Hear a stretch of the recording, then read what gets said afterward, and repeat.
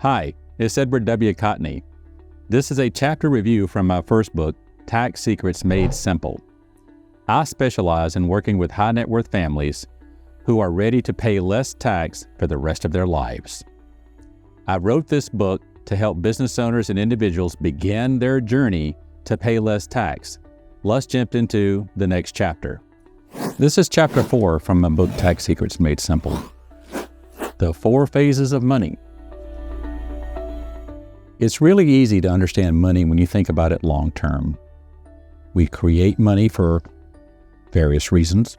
We accumulate the money in savings, investments, real estate, etc., with the idea that we take our savings, our monies that doesn't basically have to support us, and we deploy that money in a way that creates an opportunity for utilization.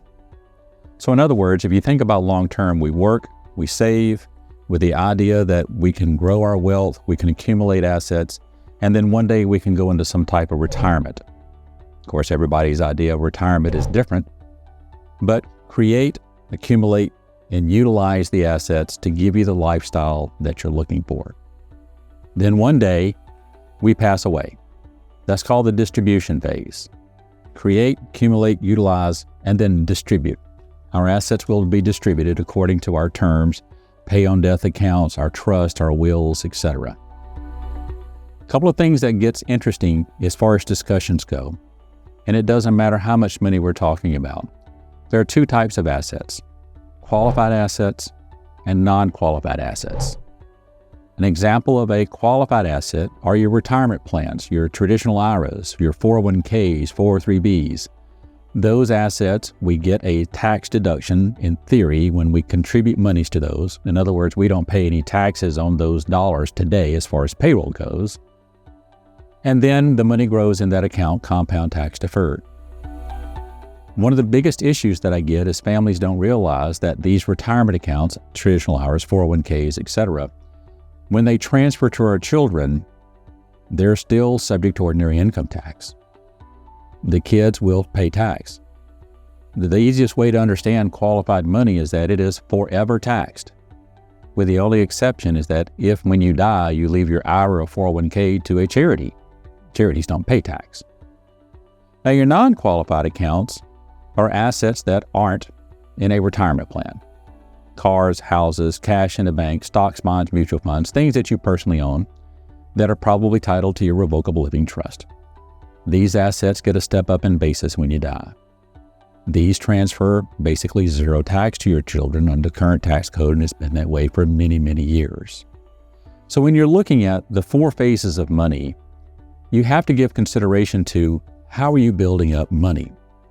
One of the biggest issues that I see today is families are loading up tons and tons and tons of monies into qualified retirement accounts, such as we have nearly $32 trillion with a T in qualified accounts as of 2022 and 2023. It is a huge amount of wealth transfer that's going to happen to our families over time. So what I'm asking you to do when you think about the 4 phases of money is to make certain you clearly understand this asset gets a step up in basis when I die. This asset is forever taxed because it's a qualified dollar. The 4 phases of money is important to understand because if your target is to make certain your children inherit tax-free money, you need to understand what is not going to be tax-free. I hope this message from my book, Tax Secrets Made Simple, has inspired you to learn how to pay less tax and enjoy more life. In my videos, I share insights into how to utilize the most generous tax code on the planet, courtesy of the Internal Revenue Service. Please like this video and subscribe to my channel. Visit my website, olympustax.com, to buy my book or contact me. Only you can exercise your right to pay the least amount of tax due. Watch for the next video covering another topic from my book, Tax Secrets Made Simple.